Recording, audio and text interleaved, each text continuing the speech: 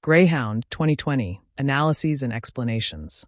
Greyhound 2020 presents a concentrated and immersive cinematic experience, functioning as a detailed procedural of naval command during the Battle of the Atlantic. These analyses and explanations delve into the film's construction, themes, and context, expanding upon provided information with internal insights. The film is a direct adaptation of C.S. Forester's novel The Good Shepherd, a narrative deeply rooted in the historical reality of the early, desperate days of America's entry into World War II.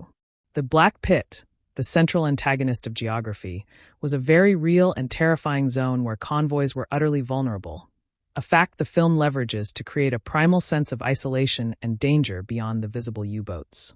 These analyses and explanations note that the film's narrative economy is its defining characteristic. By compressing the story into a near real-time, 82-minute siege, director Aaron Schneider and screenwriter/star Tom Hanks discard conventional wartime film structure. There are no flashbacks, no homefront scenes, and minimal exposition. The war, for this duration, is only the convoy, the ocean, and the enemy. This relentless focus mirrors the absolute concentration required of Commander Krause, whose world has shrunk to the radar scope, the bridge windows, and the voice pipe. The technical authenticity of Greyhound 2020 is a form of storytelling in itself. These analyses and explanations highlight that the dense jargon, terms like bearing, mark, corpin to starboard, and pinging with sonar, is not merely for flavor. It serves to immerse the audience in the specialized language of command, creating a barrier that we, like Krause's crew, must learn to navigate to understand the stakes. The film trusts the audience to keep up. These analyses and explanations of the production detail reveal a commitment to tactile realism that underpins the CGI. The full-scale, hydraulically rocking bridge set was crucial.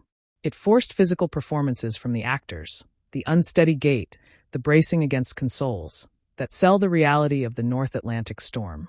This practical foundation makes the seamless integration of the digitally modeled USS Kidd and the vast, empty ocean feel more credible and less like a video game cutscene. Tom Hanks's portrayal of Commander Ernest Krause is a masterclass in restrained, internalized leadership. These analyses and explanations posit that Krause is an archetype of the citizen officer, a man of profound faith and principle thrust into a position of catastrophic responsibility. His inexperience is not incompetence. It is the weight of theoretical knowledge meeting the chaotic, immediate test. His moments of doubt, like silently crumbling a ration biscuit or his murmured prayers, are his most powerful scenes, revealing the human cost of his unwavering duty. The thematic core of Greyhound 2020 is leadership under spiritual and existential duress. These analyses and explanations explore how Krause's faith is his psychological ballast. It is not presented as a guarantee of victory, but as a framework for moral clarity and resilience. His refusal to jettison the survivors of a torpedoed tanker, despite the grave risk to his own ship and the entire convoy, is the film's moral crux, defining the Allied ethos against the U-boat's purely tactical ruthlessness. Supporting characters are deliberately sketched, serving as facets of Krause's world. These analyses and explanations see Executive Officer Cole, Stephen Graham, as the embodiment of seasoned, intuitive naval tradition, a perfect foil to Krause's by-the-book yet instinctual command. The mess attendant, Cleveland, Rob Morgan, represents the quiet, observing conscience of the ship, and his final offering of coffee is a profound act of human recognition that momentarily pierces Krause's command isolation. The sound design and score of Greyhound 2020 are arguably its most critical characters. These analyses and explanations emphasize that the auditory landscape is the battlefield. The metallic ping of the sonar becomes a heartbeat. The screech of the TBS, talk between ships, radio transforms distant ships into urgent voices in Krause's head. Blake Neely's score wisely avoids full-blown martial themes, instead using a pulsing, minimalist electronic motif for the U-boats, a chilling, synthetic predator in the natural chaos of the sea. Critical reception of Greyhound 2020 often hinges on the acceptance of its minimalist design. These analyses and explanations concur that the film's strengths and weaknesses are two sides of the same coin. The deliberate lack of backstory, the unexplained photograph, the vague relationship with Evelyn, frustrates some but for others intensifies the film's claustrophobic present tense. Krause's past is irrelevant. Only his decisions in the next 5 seconds matter. When placed within the World War II naval genre, Greyhound 2020 carves a unique niche. These analyses and explanations contrast it with Das Boot, which immerses you in the exhausting, demoralizing grind of the hunter, often from the perspective of the crew. Greyhound is exclusively the perspective of the shepherd, the protector, burdened with a flock. It lacks the deep crew camaraderie of the cruel sea, opting instead for the loneliness of command at the very top of the ship. The film's visual language is consistently subordinated to the perspective of command. These analyses and explanations note the camera rarely leaves the bridge or the CIC. We see the enemy only as blips, periscope views, or distant explosions. This restrictive point of view is fundamental to the film's tension. We are denied the God's eye view of the battle, forced to share Krause's limited, fog and rain-obscured fragment of understanding. Greyhound 2020 also serves as a tribute to the unsung, technical heroism of the Battle of the Atlantic. These analyses and explanations point out that the victory is not won by brute force alone but by geometry, radar science, code breaking, hinted at with the HF/DF fix, and calculated risk. The film celebrates the intellectual and moral fortitude required in modern industrial warfare, where combatants are often miles apart. In conclusion, these comprehensive analyses and explanations position Greyhound 2020 as a supremely focused and effective thriller that transcends its genre constraints through procedural authenticity and a profound character study. It is less a traditional war film and more a tense meditation on leadership, faith, and decision-making under perpetual, existential threat. Its streamlined narrative may limit emotional depth for some, but it achieves a remarkable feat of immersion, placing the viewer directly in the worn shoes of a man carrying the weight of 3,000 souls across the darkest part of the sea. Greyhound 2020 meticulously constructs a high-stakes psychological arena where the vast, indifferent Atlantic becomes a crucible for leadership. The film's unwavering focus on procedural realism transforms naval protocol into a compelling narrative language. Commander Krause's journey is less about physical combat and more a relentless test of cognitive endurance and moral fortitude. Every decision echoes through the steel hull, carrying the potential for catastrophic loss or fragile salvation. This narrative compression strips war down to its essential elements: information, decision, and consequence. The historical context of the early 1942 Battle of the Atlantic is not merely a backdrop, but a primary antagonist. Allied shipping faced annihilation during this period, a desperation palpable in every tense radio transmission. The film smartly avoids sweeping battlefield panoramas, concentrating instead on the claustrophobic command spaces of the USS Keeling. This constrained perspective masterfully translates strategic vulnerability into immediate, personal anxiety. We experience the battle through instrument readings, sonar echoes, and strained voices crackling over the air. Tom Hanks's performance embodies a leadership archetype grounded in weary resilience rather than heroic bravado. Krause's authority is constantly performed through a veneer of calm, masking an ocean of interior doubt. His interactions, from brief exchanges with his XO to silent prayers, sketch a portrait of isolated command.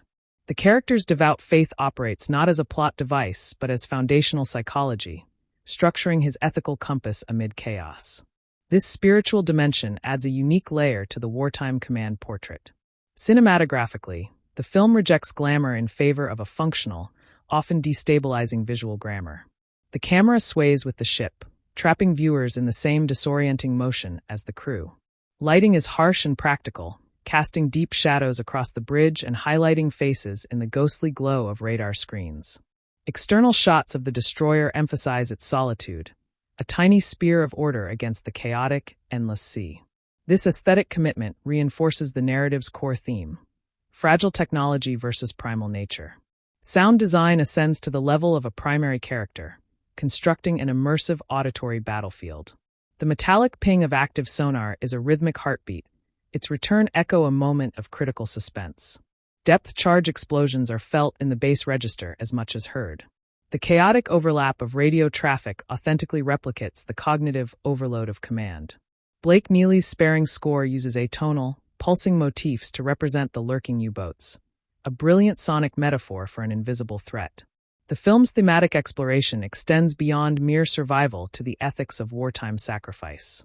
Krause's pivotal choice to circle back for survivors defines the humanitarian cost embedded in military logic. This moment crystallizes the tension between tactical necessity and collective moral duty.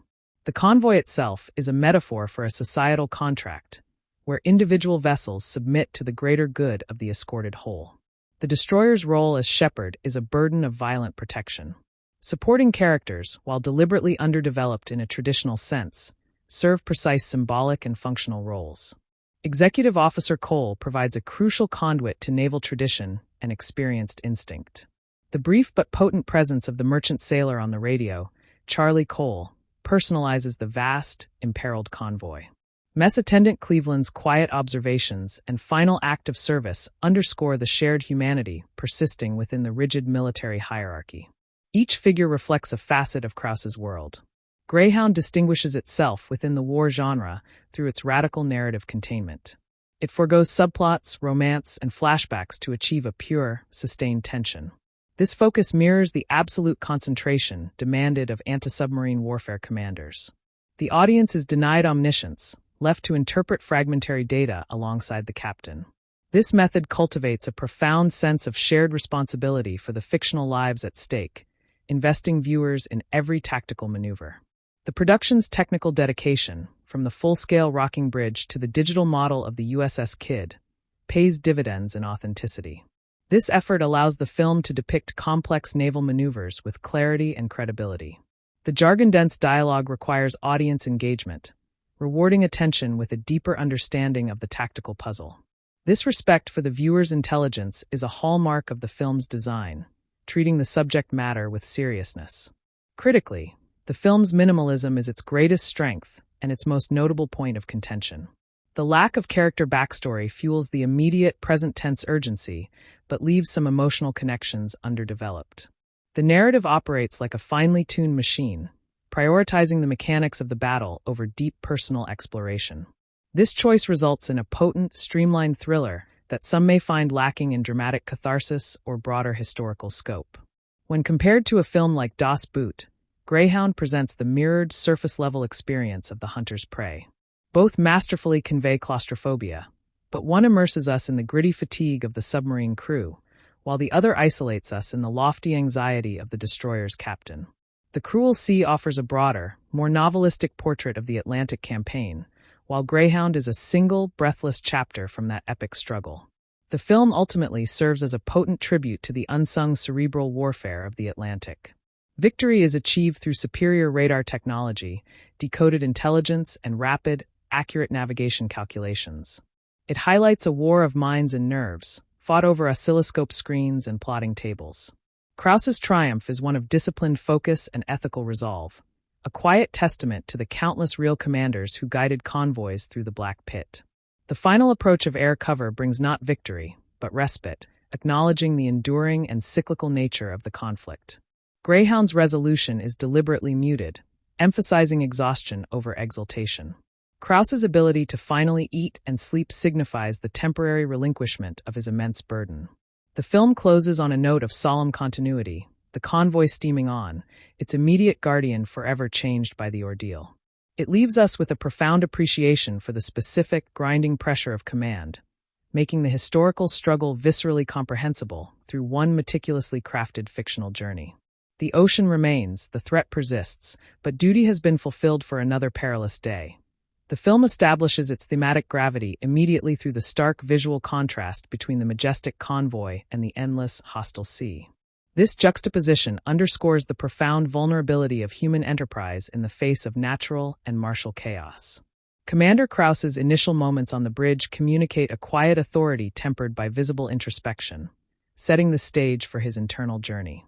The formal farewell to the escorting aircraft carrier serves as a poignant narrative threshold, marking the descent into the unprotected void of the Black Pit. This ceremonial moment heightens the subsequent isolation, stripping away the final layer of external safety. Krause's command style is characterized by a deliberate, almost pedantic adherence to protocol, which becomes his psychological armor. His repeated requests for bearing and range are not mere routine, but incantations against the fog of war. The film cleverly uses naval jargon not as exclusionary dialogue, but as the essential vocabulary of survival in this sterile battlefield. Each technical exchange over the ship's intercom builds a lattice of situational awareness for both the crew and the attentive viewer. The tension derives from interpreting these sparse data points into a coherent tactical picture.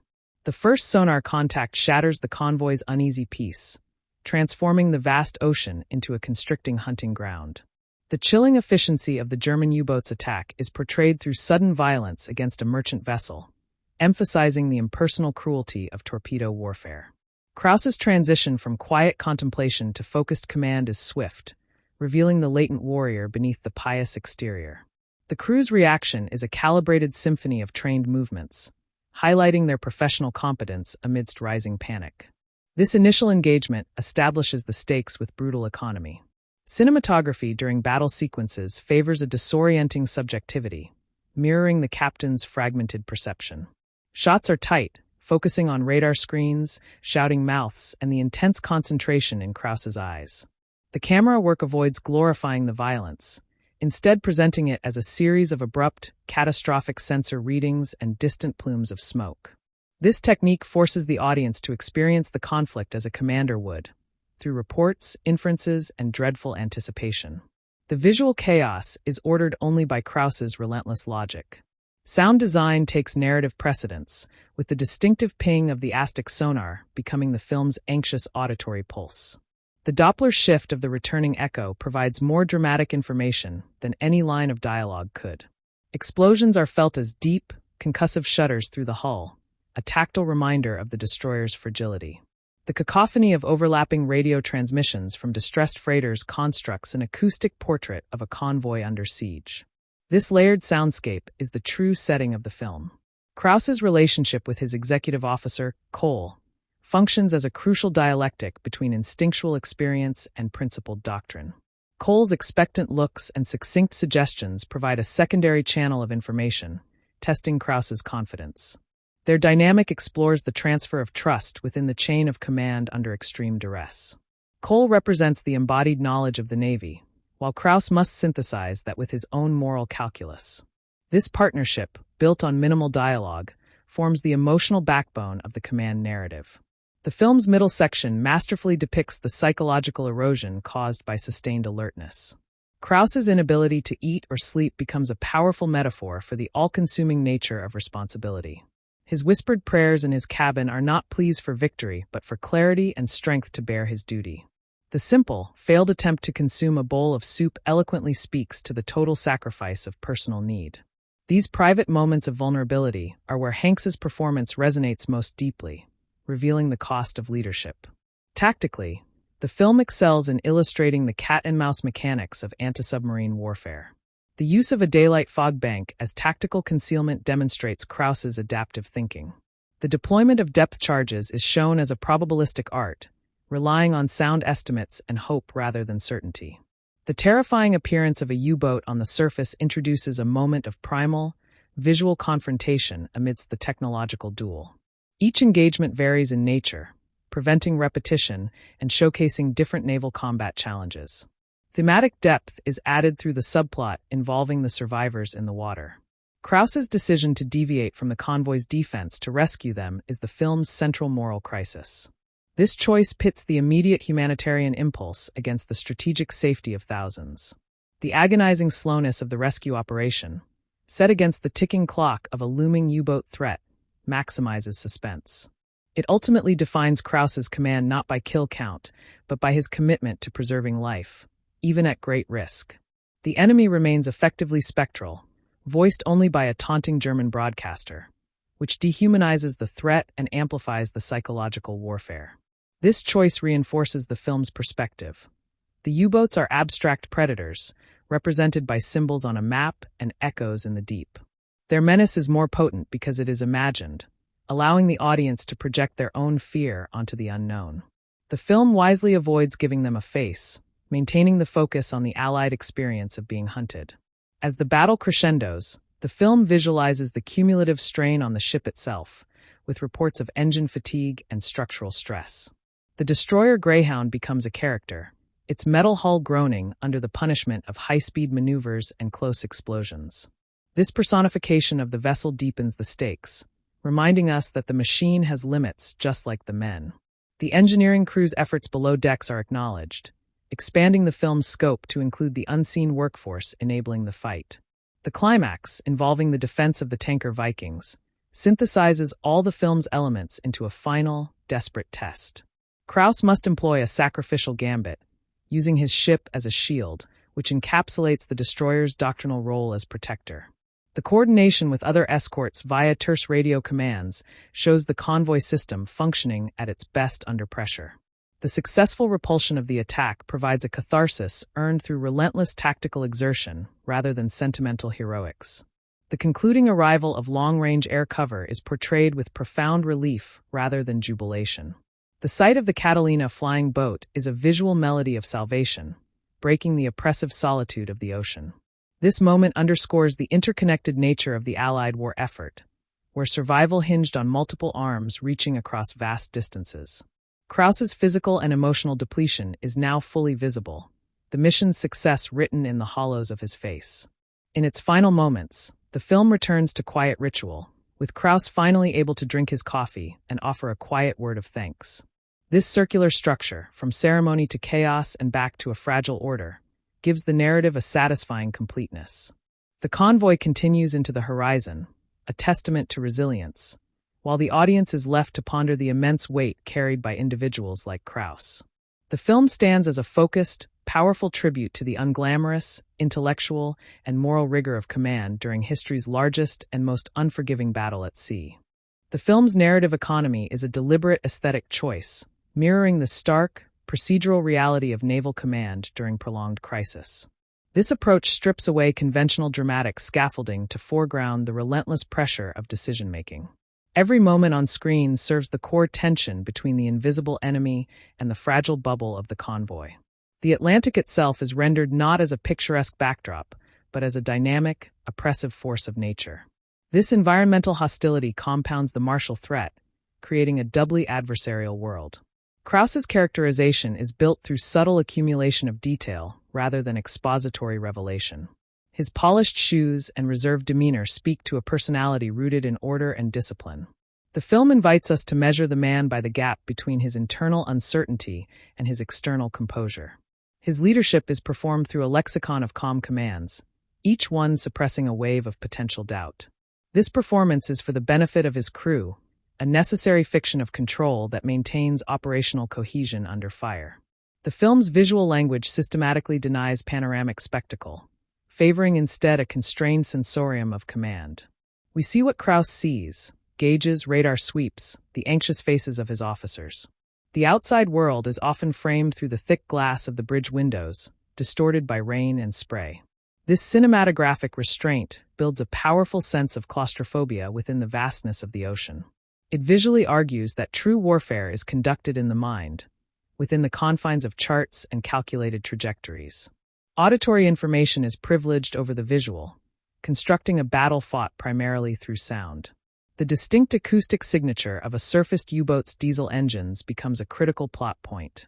The sudden silence following a depth charge pattern is as tense as the explosion itself. Radio static embodies the fragility of communication, the thin thread holding the convoy together. This focus on sound design elevates the film from a mere visual spectacle to a deeply immersive psychological experience. The supporting ensemble functions as a chorus, reflecting different aspects of the naval war experience. The young talker relays orders with a voice cracking under strain, embodying the burden of perfect repetition. The sonar operator closes his eyes to better interpret the haunting melodies of the deep. These vignettes, though brief, sketch a comprehensive portrait of a crew operating as a single, strained nervous system.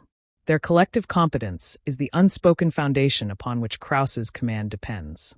The film's historical authenticity extends beyond hardware to capture the specific anxiety of early 1942. The Allies are on the defensive, their technology and tactics still maturing against a seasoned U-boat threat. This context infuses every engagement with a sense of precarious trial and error. There is no guarantee of superiority, only the desperate application of skill and nerve. The narrative thus becomes a microcosm of the wider turning point in the Battle of the Atlantic. Krause's faith is integrated as operational philosophy, not merely personal consolation. It provides the ethical framework for his command decisions, most notably the perilous rescue operation. His prayers are less requests for divine intervention than rituals for mental clarity and moral fortitude. This portrayal avoids sanctimony, presenting faith as a psychological tool for navigating unbearable responsibility. It distinguishes his leadership style from one based solely on militaristic aggression. The tactical narrative is structured like a complex puzzle, with each U-boat contact presenting a unique geometrical and temporal problem. The film takes care to explain the limitations of sonar and the deadly slow speed of a destroyer turning. These factual constraints increase admiration for the real-world commanders who operated within them. Victory is achieved through superior prediction and positioning, a cerebral triumph illustrated through moving symbols on a plotting table. The color palette is dominated by cool grays, deep blues, and the harsh white of searchlights, reinforcing the bleak, wearying nature of the conflict. Warmth is reserved for the interior glow of the radar screen and the brief, golden light of a flare at night. This deliberate use of color subliminally communicates the emotional temperature of the story. It is a world stripped of comfort, where even light is either a tool or a threat. The character of Charlie Cole, the merchant captain on the radio, serves as a crucial human tether to the abstracted convoy. His voice, frayed with fear and static, personalizes the otherwise anonymous line of ships. His fate becomes a direct measure of Krause's effectiveness as a shepherd. This narrative device efficiently generates emotional investment in the tactical success of the escorts, making every near miss deeply consequential. The film explores the loneliness of command through Krause's physical isolation on the bridge wing. He stands apart, bearing the weather and the weight of sole accountability. His interactions, even in the crowded pilot house, are marked by a professional distance necessary for decisive action. This solitude is his cross to bear, a price paid for the clarity required to make life-and-death choices in seconds. The mess attendant's final act of service is a poignant breach of this isolation. Greyhound contrasts the chaotic violence of war with the serene, orderly passages of biblical scripture Krause recites. This juxtaposition highlights the central conflict within his character, a man of peace engaged in violent vocation. The scriptures, often about guidance and protection, become a mantra to steady his hand for war. This complexity adds a rich layer of contradiction to the archetype of the military leader, exploring the moral accommodations required in combat. The film's pacing masterfully mimics the rhythm of naval engagement. Long stretches of tense vigilance shattered by bursts of violent, confused action. The quiet moments between attacks are fraught with the anticipation of the next contact. This rhythmic structure prevents numbing the audience, keeping the nervous system in a state of heightened alert alongside the crew. It is an empathetic narrative technique that replicates the experience of sustained combat stress. The destruction of an enemy submarine is presented without celebration, only grim professional satisfaction. The focus immediately returns to the convoy and the next threat, denying any catharsis of vengeance. This reflects the utilitarian reality of escort duty, where survival, not glory, is the objective. It subtly critiques more jingoistic war narratives by emphasizing defense and protection as the primary martial virtues in this context. The film's opening frames establish a profound thematic dichotomy between human order and natural chaos. The meticulously aligned convoy represents a fragile assertion of civilization against the anarchic expanse of the North Atlantic. Commander Krause's initial prayer is not mere character detail, but a foundational declaration of the moral framework that will guide his command. This quiet moment foreshadows the central conflict between spiritual conviction and the brutal pragmatism of warfare. The vast, empty ocean visually communicates the immense isolation awaiting the ships beyond the horizon. Krause's command methodology reveals a mind trained to navigate complexity through disciplined procedure. His repetitive requests for positional data function as cognitive rituals to anchor his thinking amidst the storm of potential threats. The dense naval terminology exchanged on the bridge creates a verisimilitude that grounds the audience in a specialized, high-stakes reality. This technical dialogue operates as the film's true script, where bearings and ranges carry more dramatic weight than personal revelations. The audience's gradual comprehension of this jargon mirrors Krause's own growing mastery of the tactical picture. The first U-boat attack erupts with a shocking, impersonal violence that defines the nature of the threat. A merchant ship is consumed not in a fiery spectacle, but through a sudden clinical explosion followed by a swift, silent descent. This portrayal emphasizes the cold, industrial efficiency of submarine warfare, where death arrives without warning or visual drama. Krause's transition from pensive commander to active warrior is instantaneous, his voice shedding its contemplative tone for one of sharp clarity. The crew's response is a symphony of trained motions, each sailor a vital component in the ship's defensive mechanism. Visual storytelling during engagements adopts a subjectively restricted perspective that heightens sensory disorientation. The camera dwells on the trembling needles of pressure gauges and the frantic scribbling on the plotting chart. External views are brief and chaotic, filled with spray, smoke, and the fleeting silhouette of an enemy periscope. This deliberate fragmentation of the visual field places the viewer directly within Krause's fragmented consciousness. We are denied an omniscient view, forced to assemble the battle's narrative from sensory shards and barked reports. The auditory landscape is meticulously crafted to function as the primary channel of situational awareness. The distinct ping of the active sonar becomes a metronome counting down to potential contact, its returning echo a ghostly whisper from the deep. The sound of depth charges is rendered not as a simple boom, but as a complex, shuddering cascade through the ship's hull. Overlapping radio transmissions from distressed vessels create a cacophony of panic that Krause must mentally filter and prioritize. This rich sound design constructs an invisible battlefield that feels more immediate and threatening than any visual effect. The dynamic between Krause and Executive Officer Cole embodies a crucial dialogue between experiential instinct and doctrinal knowledge. Cole's watchful eyes and subtly offered suggestions represent the accumulated wisdom of the naval service. Krause must weigh this institutional knowledge against his own analytical judgments and moral compass. Their communication, often wordless, speaks to a deep, professional trust forged under extreme duress. This relationship provides the film's emotional core, a partnership where mutual respect is communicated through glances and shared silences. The film's central act masterfully charts the psychological erosion inflicted by sustained, sleep-deprived command. Krause's inability to consume food becomes a powerful symbol of his total absorption into his duty. His private moments of whispered prayer are less about supplication and more about maintaining cognitive and ethical clarity. The profound fatigue visible in his eyes reveals the cumulative cost of each life-or-death decision. These vulnerabilities humanize him, transforming him from a command archetype into a deeply relatable figure buckling under an immense burden. Tactical sequences are presented as intricate puzzles of geometry, physics, and prediction. The film takes pains to illustrate the limitations of World War II anti-submarine technology, where attacks are probabilistic rather than certain. The use of fog as a tactical tool demonstrates Krause's adaptive thinking, turning a navigational hazard into a defensive asset. Each engagement varies in character, from a tense stalk in open seas to a desperate close-range melee, showcasing the full spectrum of destroyer warfare. This variety maintains narrative momentum while educating the audience on the complexities of naval combat. The moral heart of the narrative beats strongest during the perilous rescue of survivors from the frigid water. Krause's decision to risk his ship and the convoy violates pure tactical logic in favor of a higher humanitarian imperative.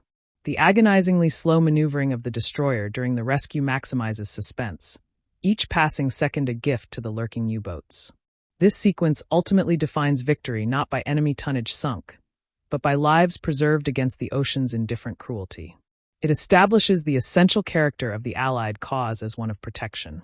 The German U-boat threat remains brilliantly abstract, voiced only through taunting propaganda broadcasts.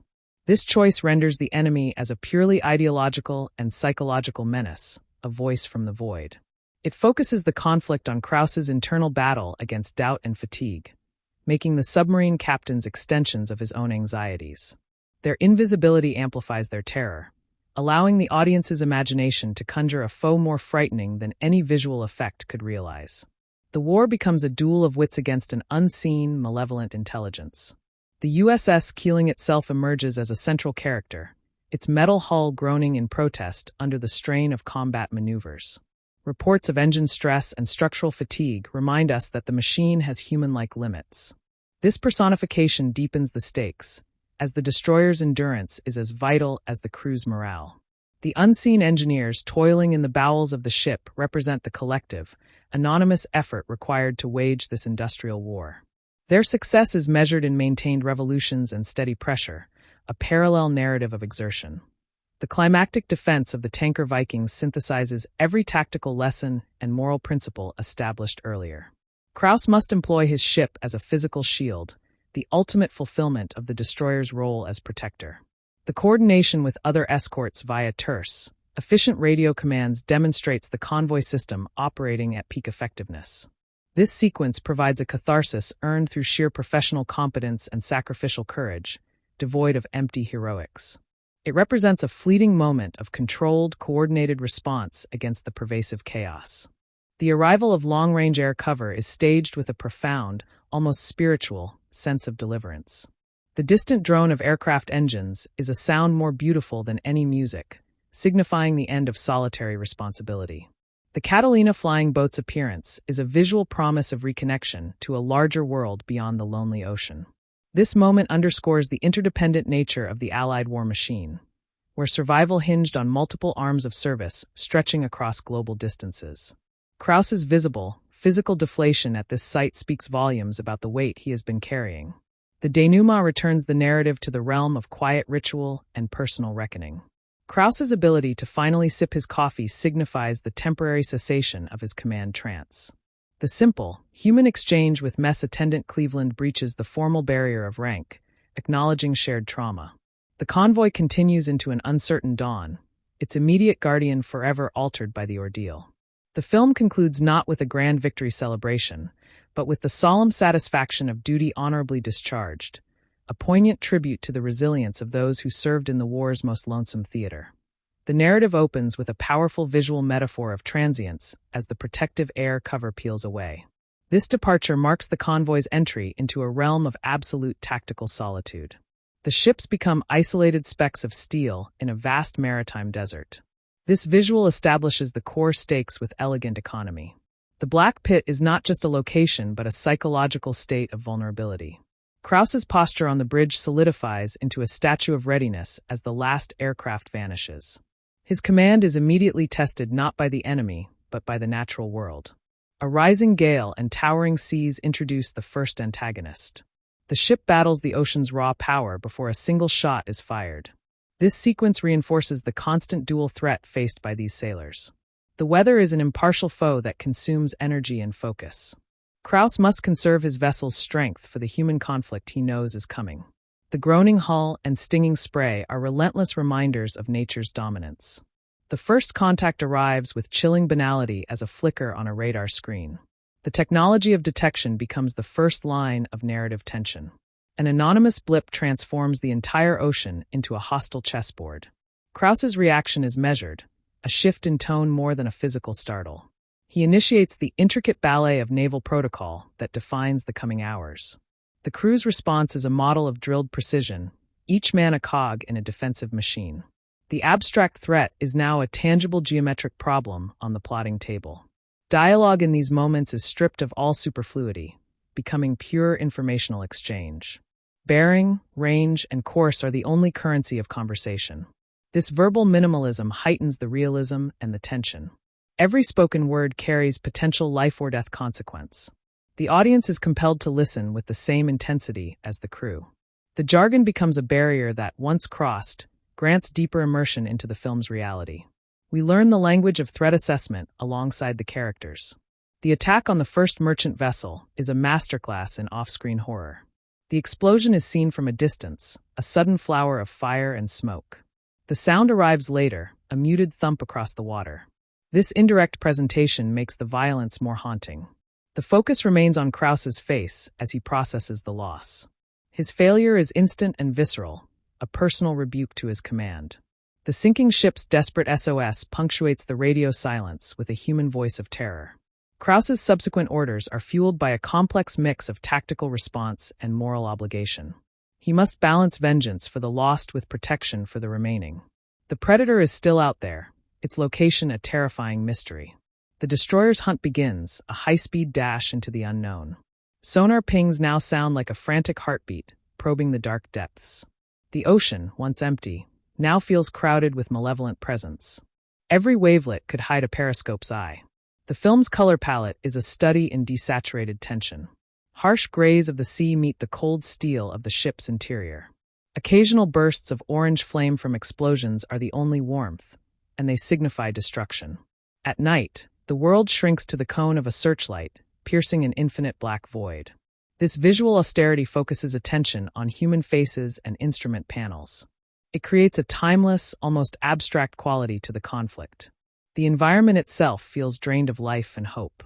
Character development is achieved through professional action rather than personal confession. The young talker's voice, cracking under strain, tells a story of youthful endurance. The radar operator's obsessive focus on his screen reveals a man merging with his machine. These are portraits painted in glances and actions, not lengthy speeches.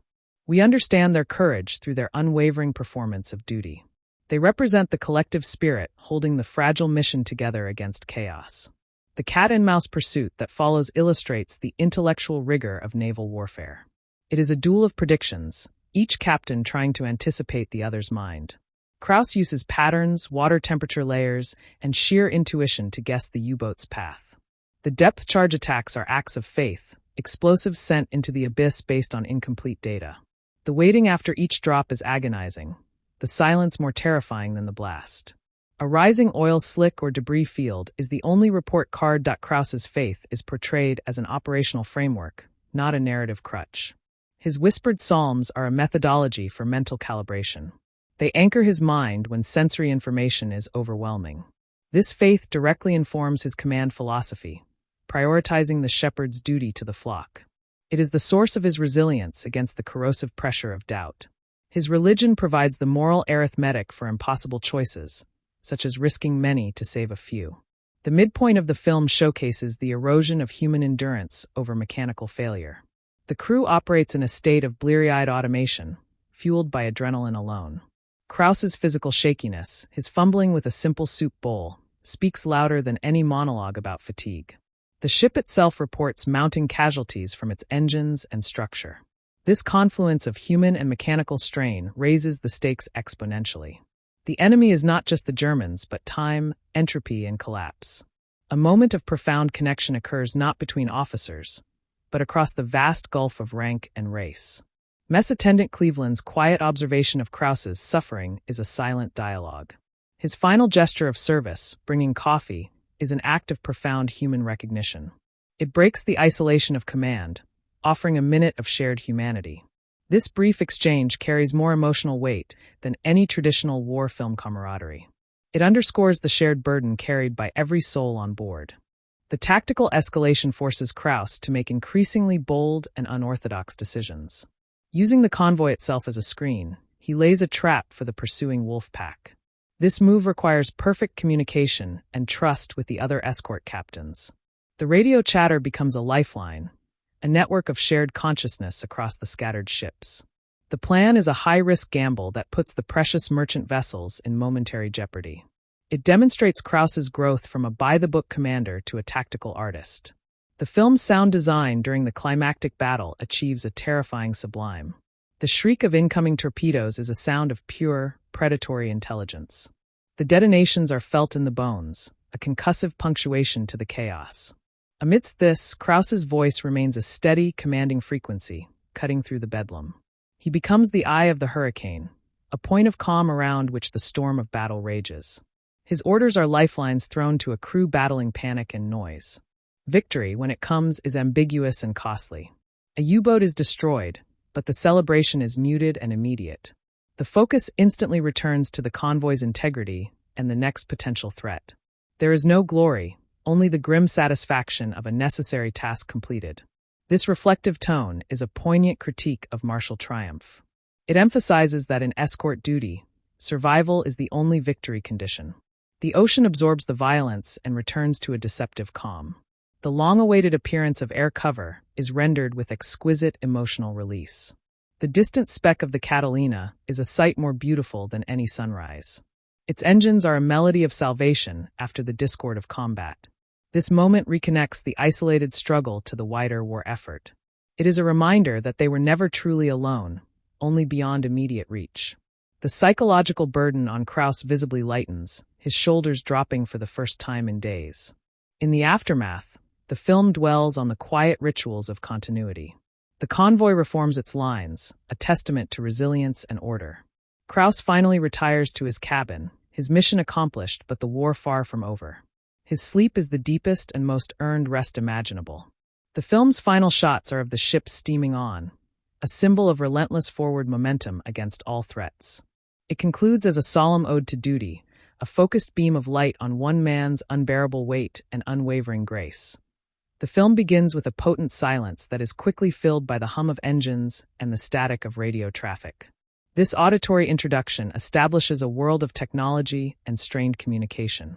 We see the convoy from a god's eye view, a neat arrangement of geometry on a chaotic sea. This order is an illusion, a temporary fiction soon to be tested. Commander Krause stands apart on the bridge wing, already separated by rank and responsibility. His gaze scans the horizon, not with panic, but with a deep, practiced assessment. His initial commands are soft, almost conversational, setting a tone of calm authority for the crew. This deliberate calm is his first gift to his men, a psychological shield against the coming storm. The farewell to the aircraft carrier is a ceremonial moment laden with unspoken dread. It is the last handshake with safety before the descent into the abyss. The shrinking silhouette of the carrier is a visual punctuation mark, ending one chapter and beginning a far more perilous one. The transition into the black pit is marked by a subtle shift in the film's soundscape. The constant drone of aircraft engines fades, leaving only the ship's own machinery and the sea. This new silence is deafening and heavy with anticipation.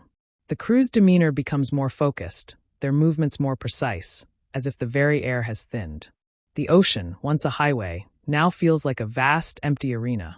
Every watchman peers a little harder into the gathering mist.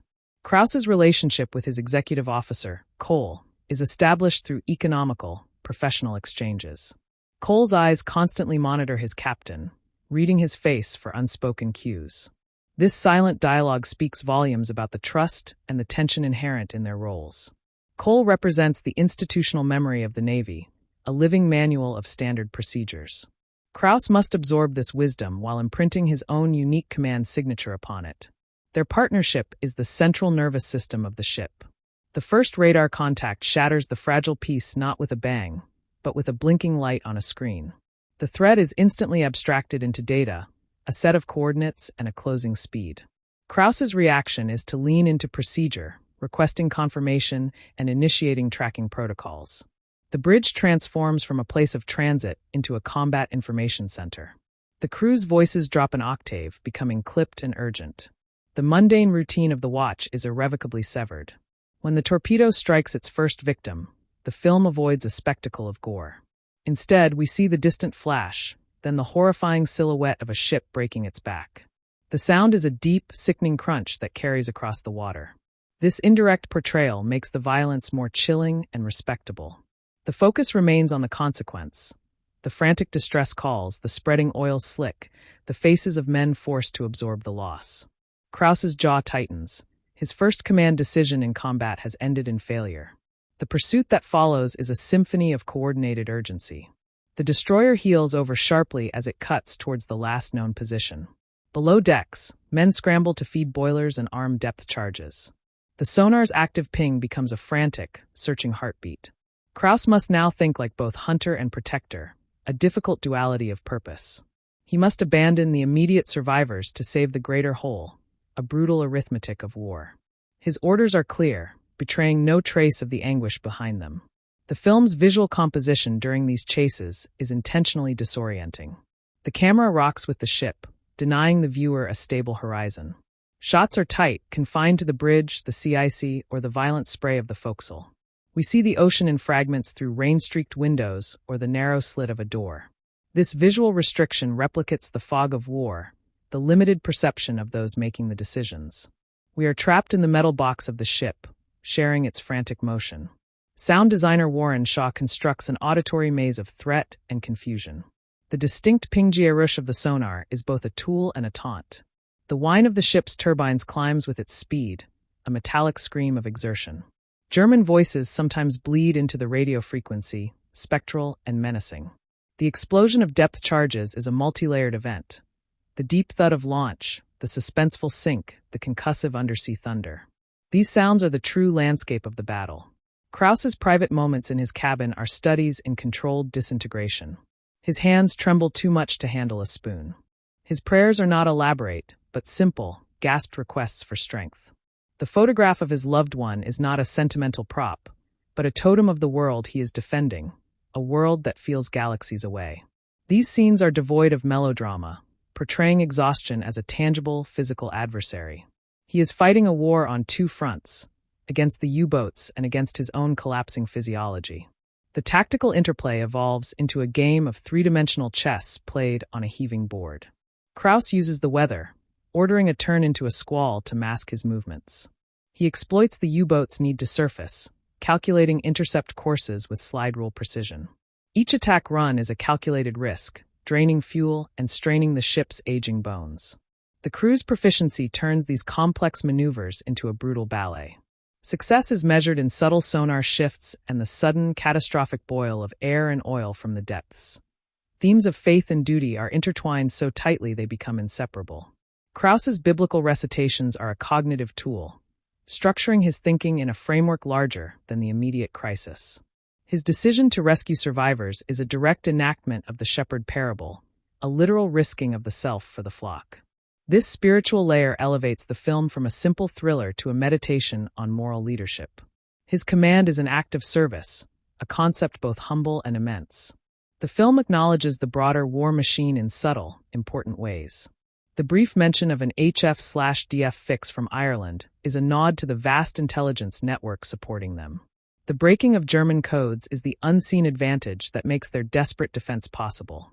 This contextualizes their struggle, reminding us they are one visible node in a global effort.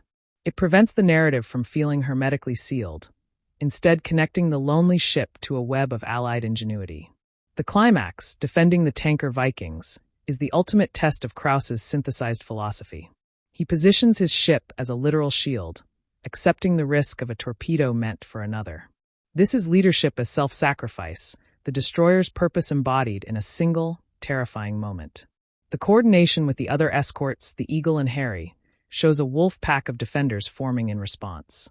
Victory here is purely defensive, a negation of the enemy's intent rather than an aggressive conquest. The arrival of the Catalina flying boat is one of cinema's most powerful entrances. It is first a sound, then a speck, then a majestic, winged reassurance. Its presence fundamentally alters the tactical landscape, extending the ship's senses by 100 miles. The collective exhale on the bridge is almost audible. For Krause, it means the moral burden is momentarily shared, his circle of responsibility finally expanded. The aircraft's circling pattern is a protective embrace from the sky. The denouement is a masterclass in understated resolution. There is no parade, no medal ceremony. Krause simply finishes his coffee, a human act finally possible. His quiet thank you to Cleveland acknowledges a shared journey through hell. The final shots are of the convoy, diminished but intact, steaming toward a horizon that promises no final safety, only the next watch. The film ends on a note of weary continuity, a profound tribute to the resilience of those who served in the long, gray line. The film commences with a deliberate establishment of scale, contrasting the immense convoy with the solitary figure on the bridge. This visual juxtaposition foreshadows the central conflict between collective security and individual accountability. Krause's meticulous uniform inspection speaks to a personality anchored in ritual and order. These small acts of discipline are his bulwark against the impending chaos of the open ocean. The calm seas initially present a deceptive facade of tranquility and safe passage. Dialogue in the opening scenes is purposefully mundane, concerning weather reports and navigation checks. This normality lulls the audience into a false sense of routine, making the first contact more jarring. The crew's interactions are professional and clipped, devoid of the familiar banter found in other war films. This choice reinforces the reality of serving alongside virtual strangers on a floating fortress. Their unity will be forged not by shared history, but by shared imminent peril. The moment the protective air cover departs is staged with a silent, almost tragic solemnity. The aircraft bank away, their contractual duty fulfilled, leaving the surface vessels exposed. This retreat highlights the brutal compartmentalization of warfare, where safety is conditional and temporally bounded. Krause watches them go, his face a mask that likely conceals a profound sense of abandonment. The Atlantic now becomes an all-encompassing and unbounded battlefield without front lines. Sound design initially lulls with the rhythmic sounds of the sea and ship. This auditory calm is systematically dismantled as the threat emerges. The first sonar ping cuts through the ambient noise like a scalpel, clinically altering the atmosphere on the bridge. This electronic sound is the true herald of battle, a sterile signal that translates into organic terror. The subsequent silence after the ping stretches taut with dreadful anticipation and fearful imagination.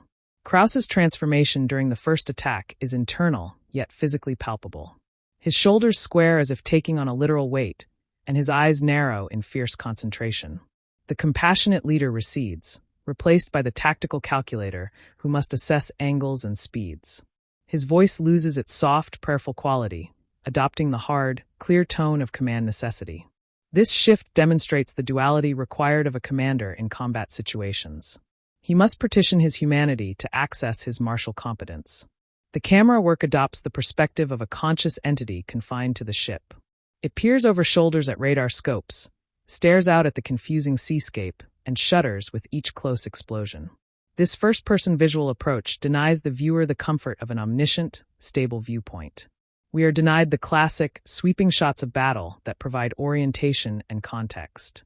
Our disorientation mirrors the crew's own fragmented understanding of the unfolding engagement. Following the first engagement, the film explores the psychological aftermath of a missed interception. Krause retreats to his cabin, not in defeat, but for necessary recalibration. The brief, silent interaction with the portrait on his desk is a touchstone to a different reality. This moment is less about nostalgia and more about anchoring his moral compass. He must reconnect with his why before re-engaging with the how of the relentless fight. The simple, failed attempt to eat signifies a body in revolt against the mind's demands.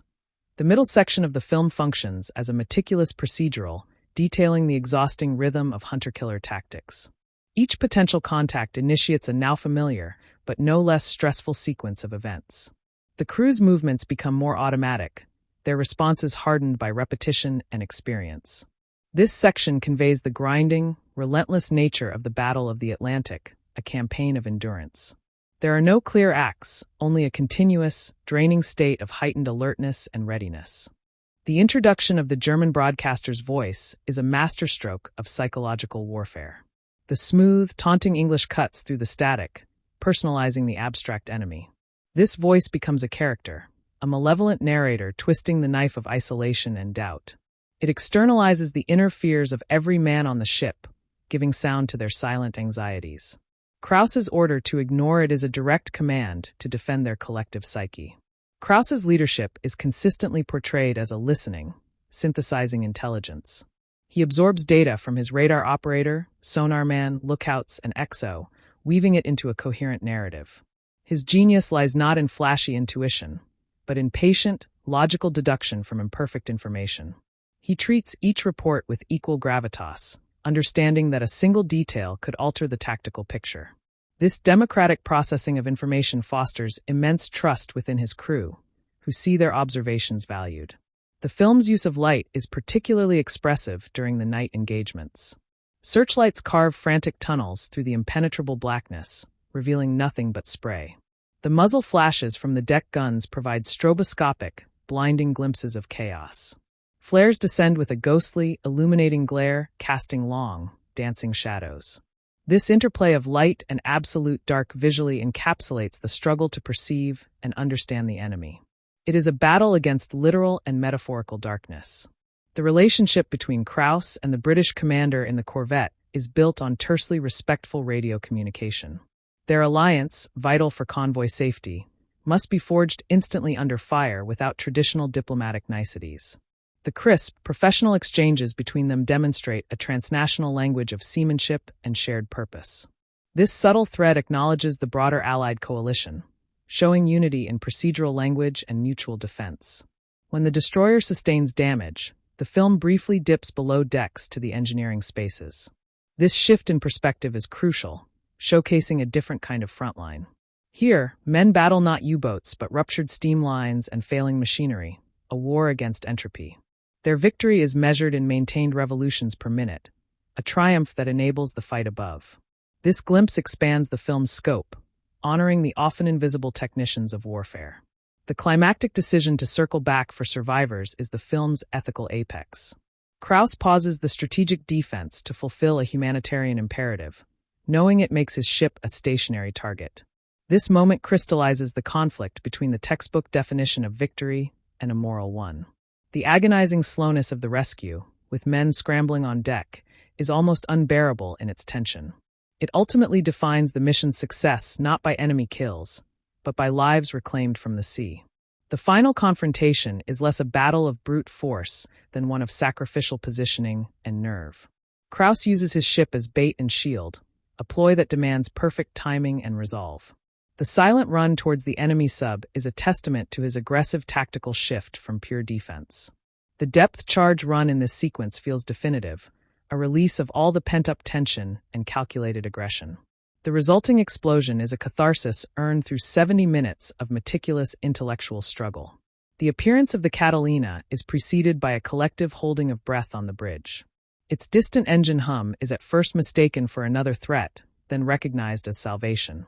The physical sight of the aircraft is an emotional payoff of immense power, a symbol of reconnection. For the crew, it means the return of eyes beyond the horizon and a shared burden. For Krause, it represents the first moment since entering the pit where his responsibility is not absolute and solitary. In the quiet aftermath, the film lingers on the mundane details of continued duty. The convoy reforms its lines, a testament to order stubbornly reasserting itself. Damage control parties assess wounds to their ship, both steel and flesh. Krause's walk through the ship is a silent inspection, his eyes meeting those of his exhausted men. These wordless exchanges communicate mutual respect and a shared understanding of the ordeal endured. The journey is not over, but the immediate crucible has been passed. The film's conclusion is deliberately anticlimactic and deeply respectful. There is no grand speech, only the quiet consumption of a long-delayed meal. Krause's ability to finally sleep is the truest indicator of his success and expended effort. The final image of the gray ships against the gray sea implies this cycle will repeat, with different captains and different crews. It serves as a solemn, enduring tribute to the anonymous, grinding heroism of the Atlantic campaign, where simply enduring constituted a vital victory. The film opens with a profound sense of borrowed time as the last friendly aircraft lingers on the horizon. This fleeting companionship emphasizes the temporary nature of safety in the maritime domain. Krause observes this departure with the quiet acceptance of a man stepping into a prescribed trial.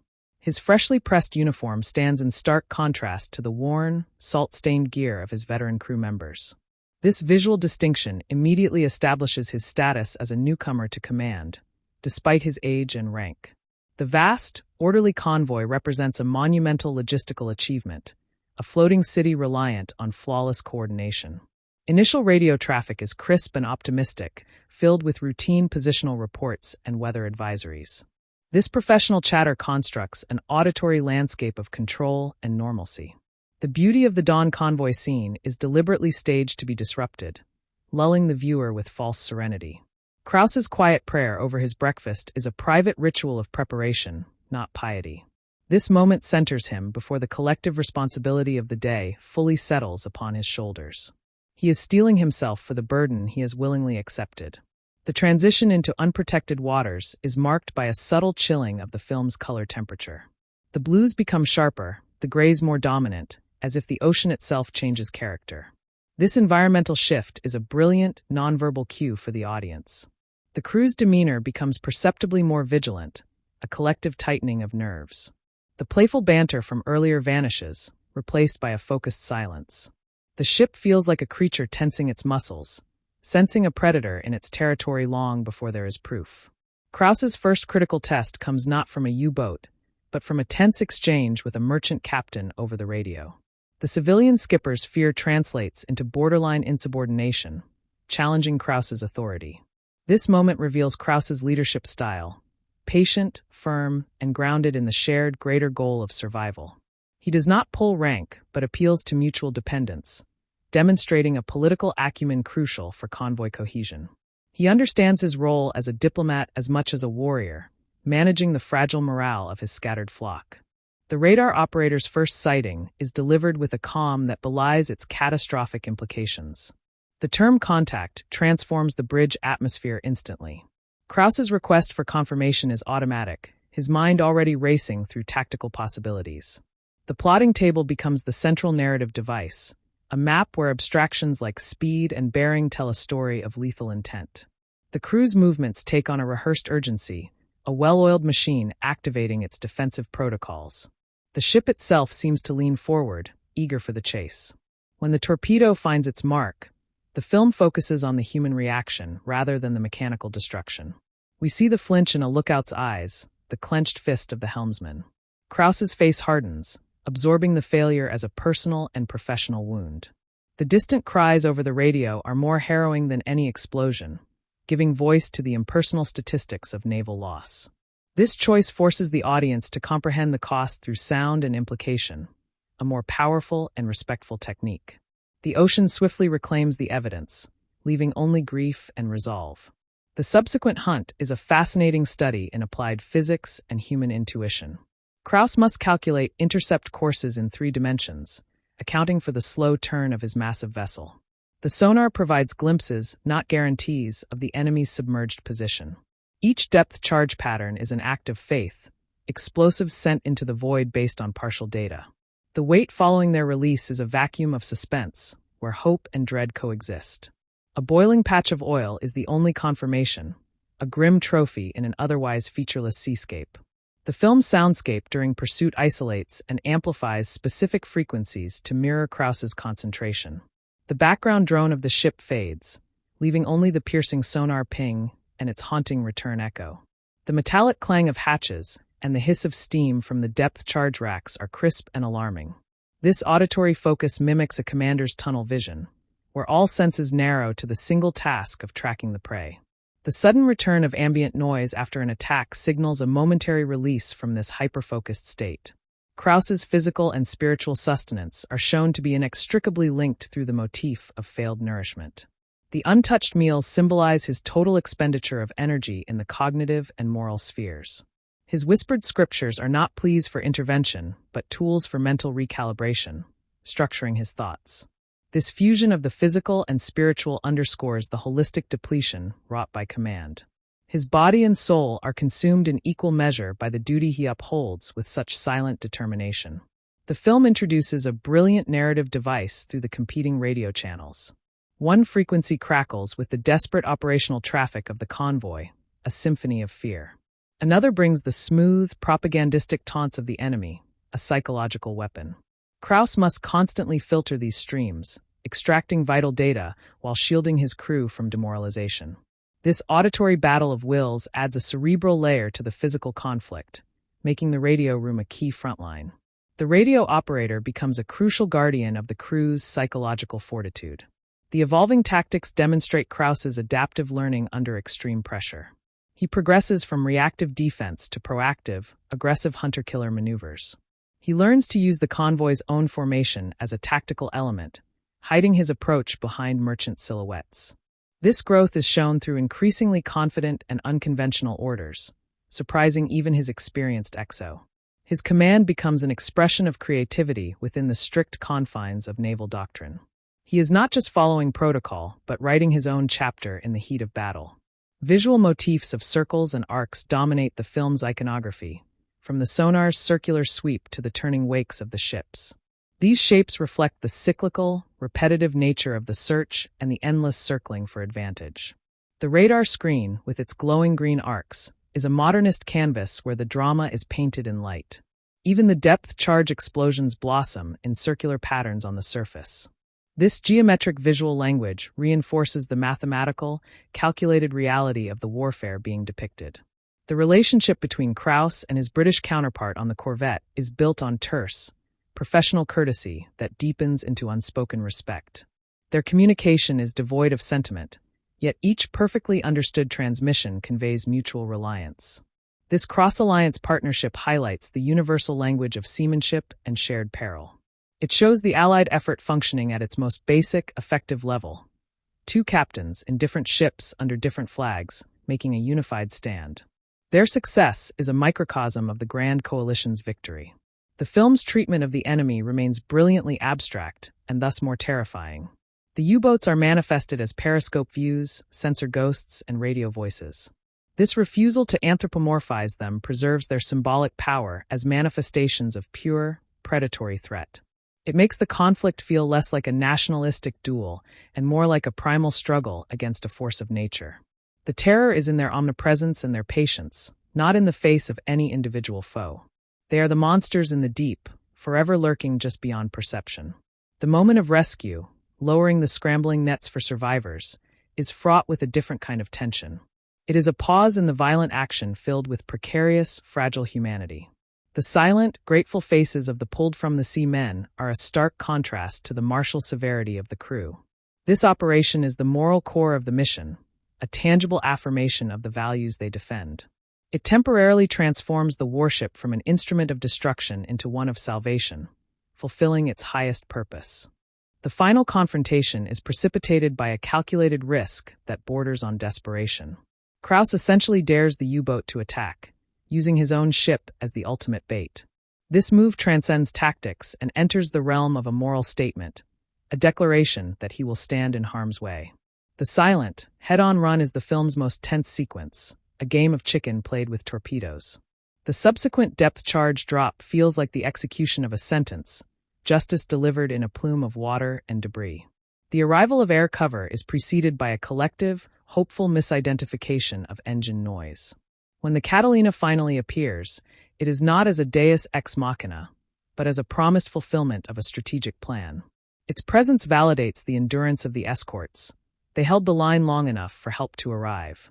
The aircraft's graceful circling is a ballet of security after the brutal mechanics of the naval battle. For Krause, it signals the end of his solitary vigil, a sharing of the sensory burden he has carried alone.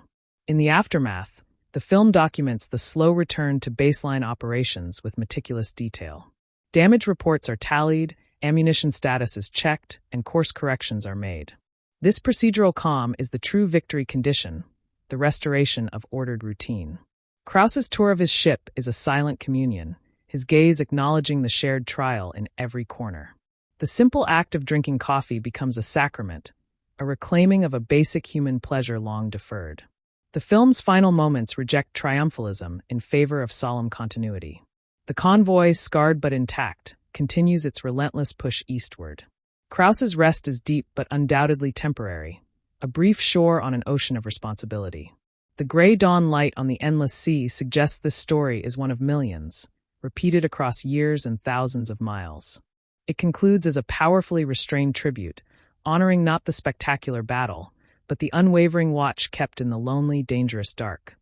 The film begins with the fading hum of aircraft engines, a sound that marks a distinct threshold.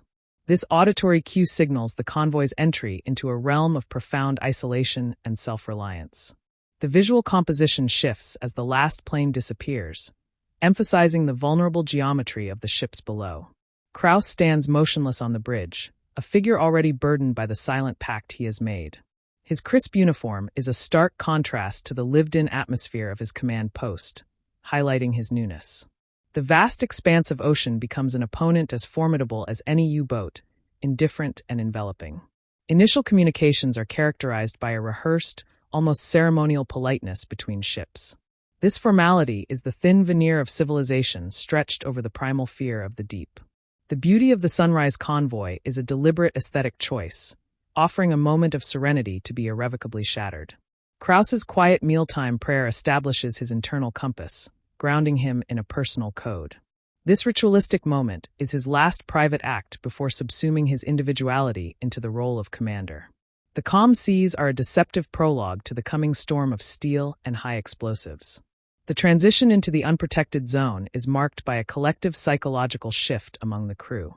Shoulders tense, voices lower, and eyes scan the horizon with renewed intensity. This unspoken change in demeanor is more telling than any alarm bell.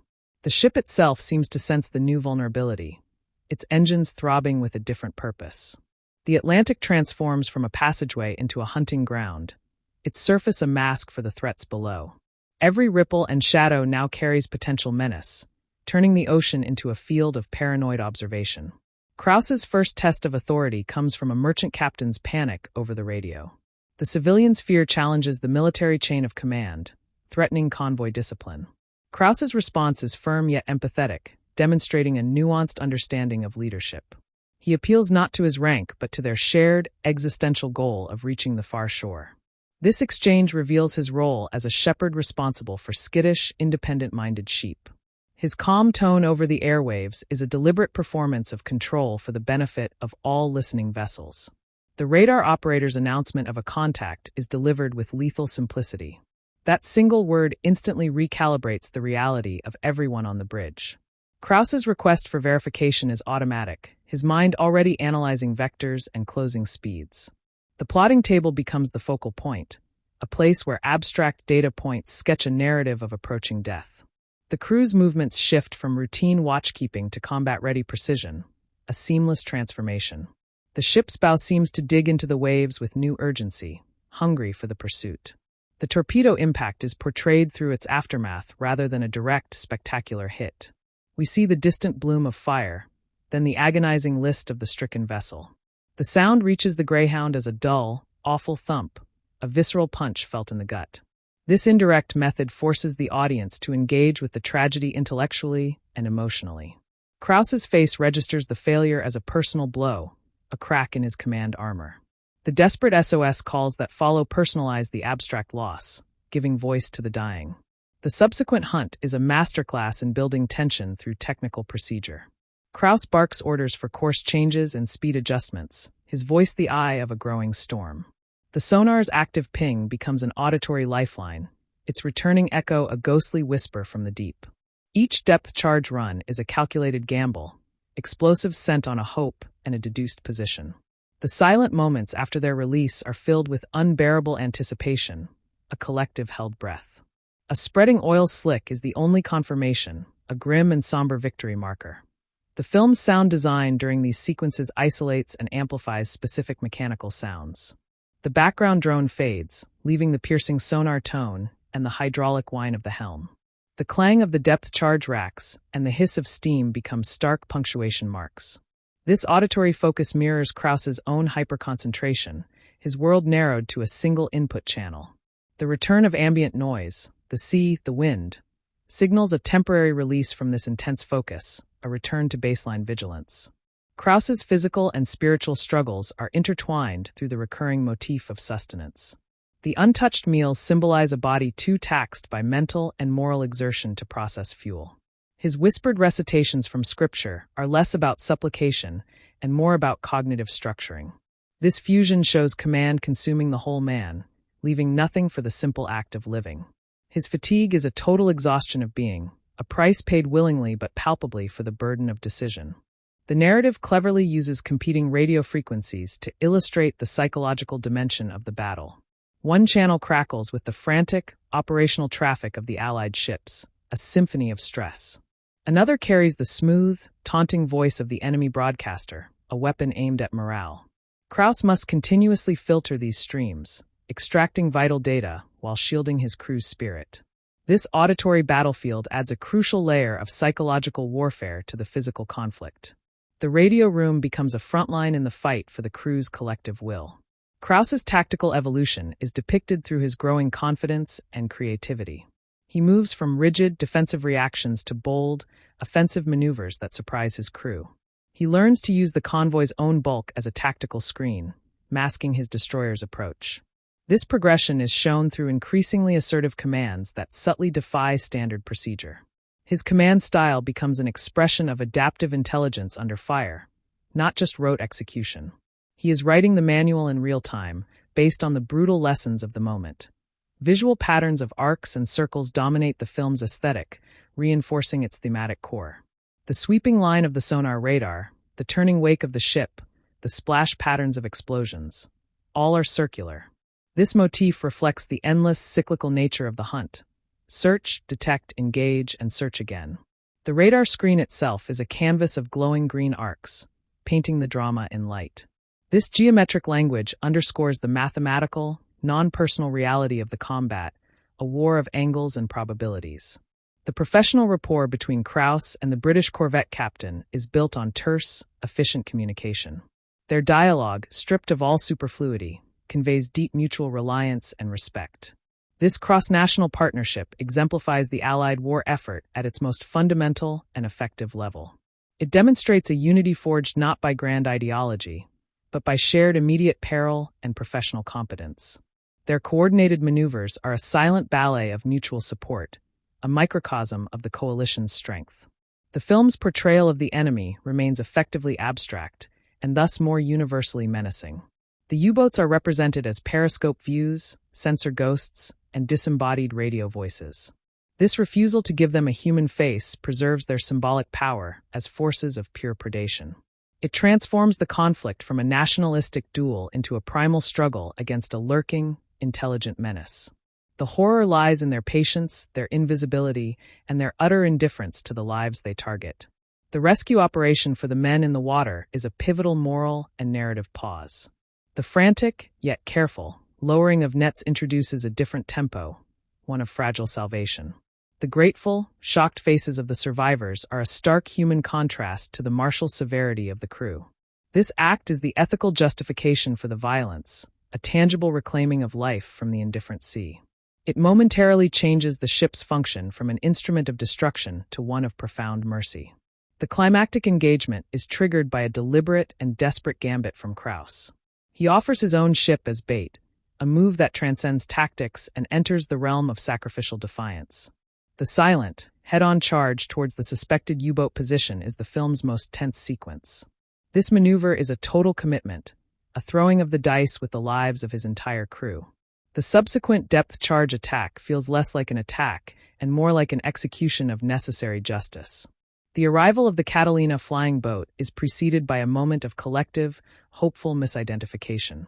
When its distinct silhouette finally appears, it is met with a profound, wordless relief. The aircraft's graceful circling is a ballet of security after the brutal, mechanical violence of the naval battle. Its presence represents the promised reconnection to a larger protective system, a sharing of the sensory burden. For Krause, it is the visual and auditory signal that his solitary vigil has reached its contractual end. The aftermath is dedicated to the slow, meticulous process of returning to a state of operational readiness. Damage assessments are made, ammunition is inventoried, and course corrections are plotted. This procedural calm is the true measure of victory, the restoration of order and routine. Krause's silent walk through his ship functions as a wordless communion with his crew, acknowledging their shared trial. The simple, long-delayed act of drinking coffee becomes a ritual of reclamation, a return to a basic human pleasure. The film's conclusion deliberately avoids triumphalism in favor of solemn, weary continuity. The convoy, diminished but unbroken, continues its relentless push towards an unseen horizon. Krause's hard-earned sleep is deep but undoubtedly temporary, a brief harbor in a long war. The final image of the gray ships on the gray sea implies this story is but one episode in an endless series. It stands as a restrained and powerful tribute to the unsung, grinding heroism of those who kept the watch, holding the line in the lonely, vast, and dangerous dark. The film opens on a world of strict order and perfect geometry as the convoy assembles.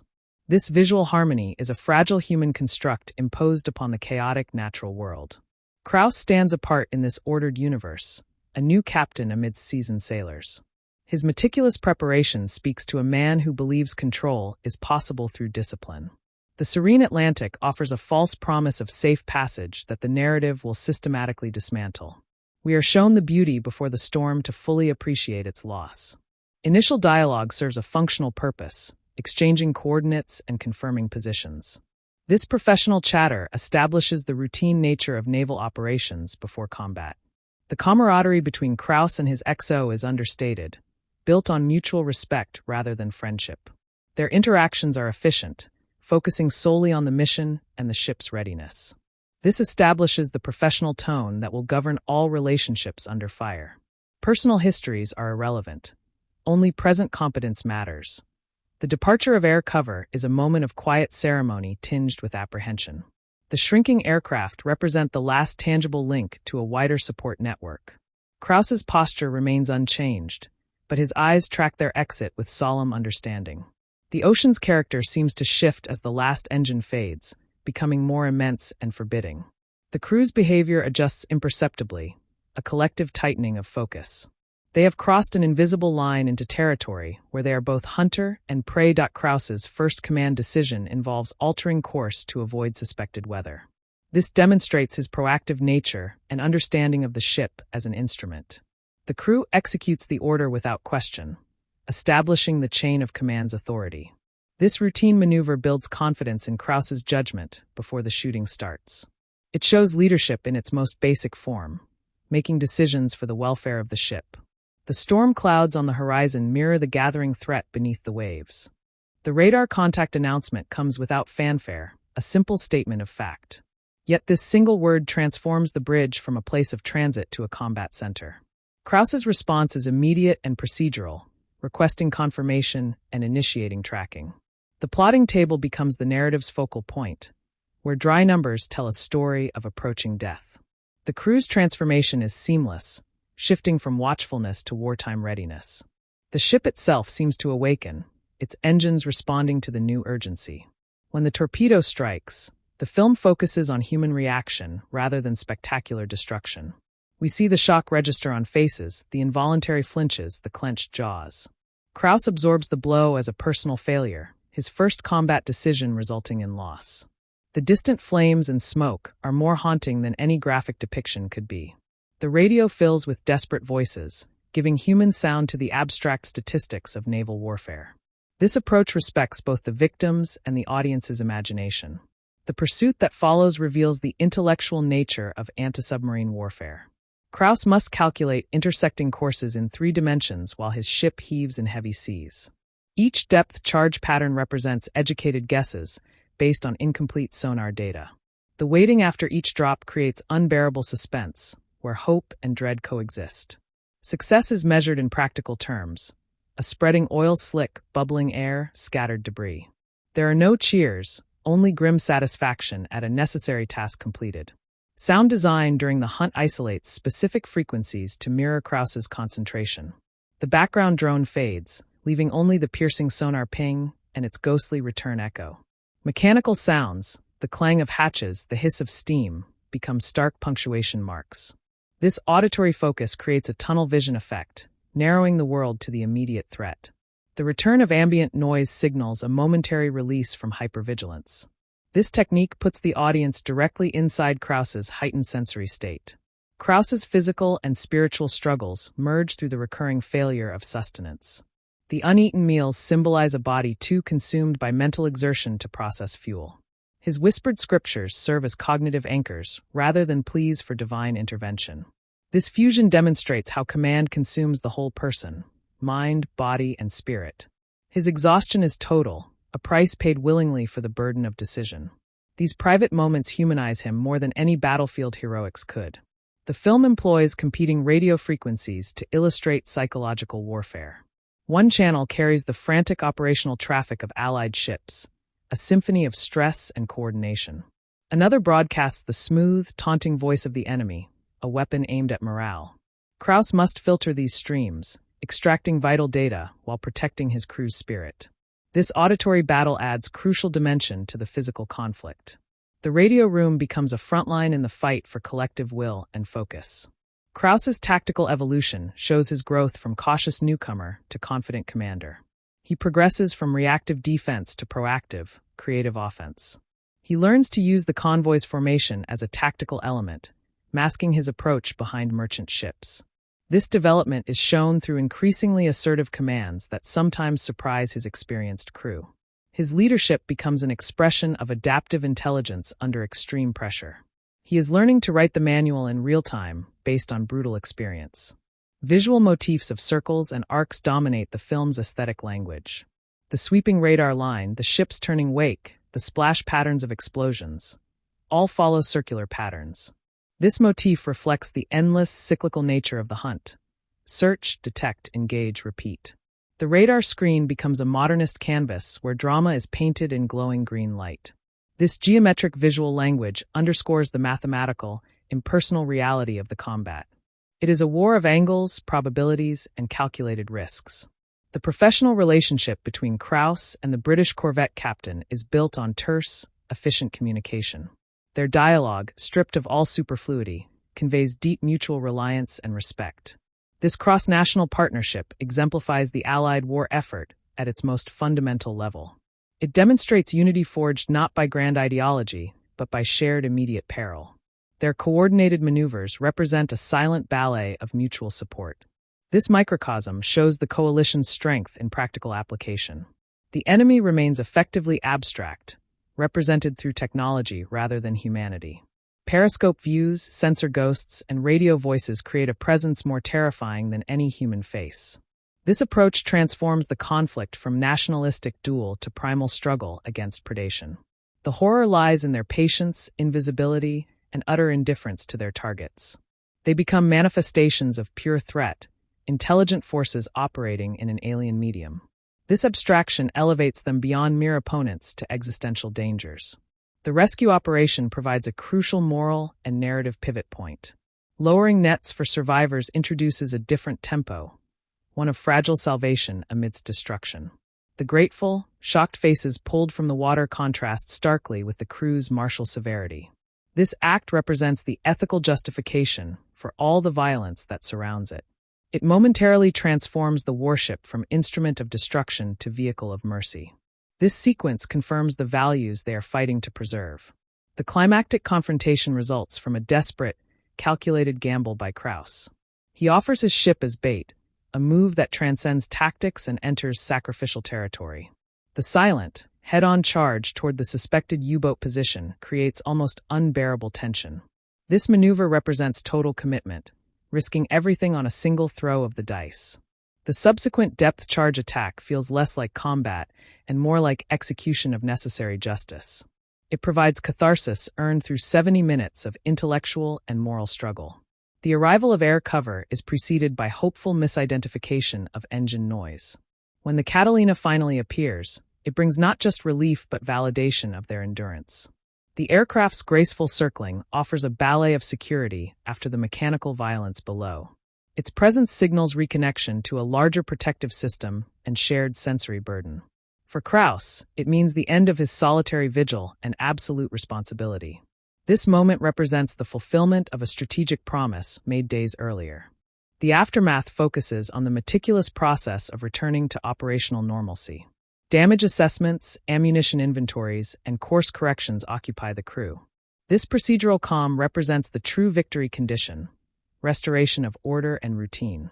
Krause's silent tour of his ship functions as wordless communion with his crew. Each glance acknowledges their shared trial and mutual survival.